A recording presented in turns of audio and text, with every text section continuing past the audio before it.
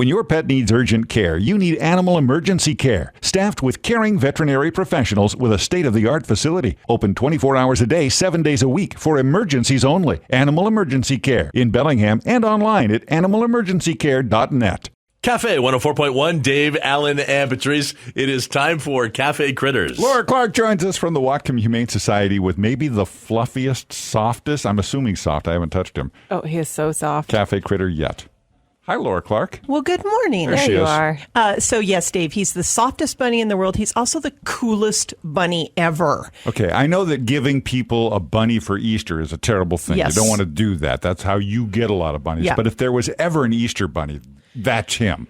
He looks like a combination between a cartoon character and the most plushiest stuffed animal you've ever seen in your life. But he's not. He's a living, breathing, sentient being. Now, the reason this is of concern to us, someone stole our throw pillows from the front couches in our lobby. No. And all of a sudden, they're thinking that could be like a little throw pillow right there. And it's not. It's a living creature, a beautiful little bunny. He's so cool. So his name is Nene. I think that's Nene. I think so. And it was this past weekend at the shelter. I know we've talked about it a lot, but there's a pet overpopulation crisis in our state, in our nation. And the animals just keep rolling through the doors. So I was down in our front office, I think it was on Sunday, and I was overhearing a conversation. And it was a person pulled in and walked in, and this was the actual thing that they said. I have a carload of animals to drop off. Oh, just what you want to hear. And that always kind of piques my interest, and I nodded, and our very, very skilled customer service staff who deserve medals started talking to this person. And the story kind of was convoluted. First, the carload of animals all had come from a, quote, Ukrainian mission. But then later the conversation turned to they'd all been rescued from a farm in Ferndale. So we're not quite sure what the story is, but we know there was indeed a carload of dogs, cats, and this rabbit. Right.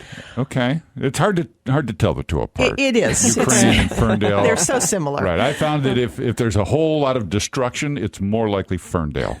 Right? Right. Yes. Hey now. I can see Ukraine from my house in Ferndale. I have a very serious rabbit question. Yeah. Why does the fur go directly up your nose? Up your nose. I know it does. So this rabbit is all white. He's a lion's head. We think he's a young male. He literally is the nicest, happiest, most social rabbit I have met in years. And that's saying something because we have a lot of rabbits. He hops out of his kennel into your lap. That's how social he is. He would make a perfect family companion. He would make a perfect therapy rabbit if you were looking for a rabbit to take to nursing homes or schools to teach kids and just be comforting. He is an emotional support animal for sure. I have to work with Dave and Allen on a regular basis, and I am much more calm this morning holding Nene than I was yesterday. You have not let him go since you grabbed him. He's just lovely, just letting me pet him, and he's just sitting here chilling out. So wherever he came from, whatever his story was, at the shelter, he's litter box trained. He's completely social. Nothing seems to rattle him. He is just, for such a young rabbit with a really unknown history, he's perfect. He's literally perfect. I hope to get to pet him at some point, but right now Patrice is guarding him. She's not letting him go. Yeah. I'll share at some point. Wait. So if the rabbit is potty trained and so forth, can this Nene go around the house just like a regular cat would, or how would that work? Yeah, absolutely, Alan. So the best website I've ever found for rabbit care is rabbit.org. Pretty easy. It'll teach you how to rabbit-proof your house because, yes, he will use a litter box. He would need to be probably kept in a secure cage at night and have access to that litter box. And then you need to rabbit-proof things like your phone cords, your TV cords, computer cords, things like that, because rabbits love to chew. But once you do that, this guy can live in your house just like a dog or a cat or anything else would and be the best companion ever. Awesome. Wow.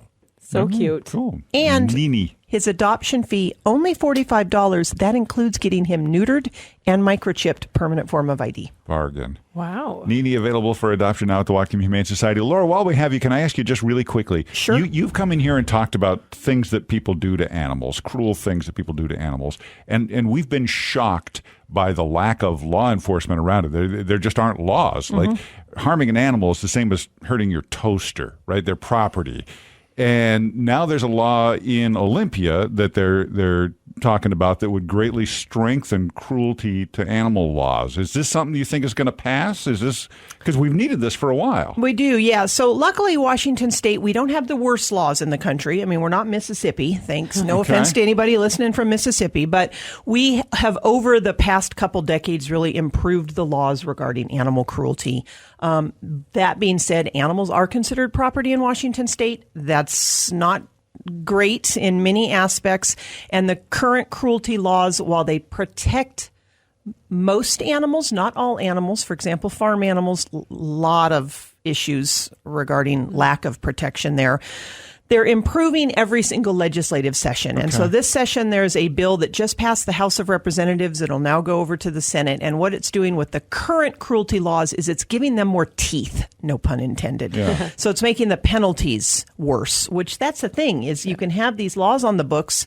We as the animal control provider can enforce those laws. But when the penalties lack, there's no incentive for anyone that's has issues. Right. And these people that abuse animals go on to do horrific things to other people. And I mean, this is, I mean, serial killers have histories of this. There's such a cycle of violence there and those red flags when you have somebody who you know is abusing animals and then they take that next step. I mean, it is a real deal thing. So our colleagues at Pasado's Safe Haven and the Washington Federation of Animal Care and Control Agencies have really been working on strengthening the laws in our state, and we appreciate that. So if you are so inclined, you can visit the Whatcom Humane Society's social media sites. We'll be posting updates on that. You can also just get involved. If you are talking with your elected officials, make sure that they know you want laws to protect people and animals on the books. It takes a village. Well, nice to know that this is some good news. Yeah, it's great news. Yeah, perfect.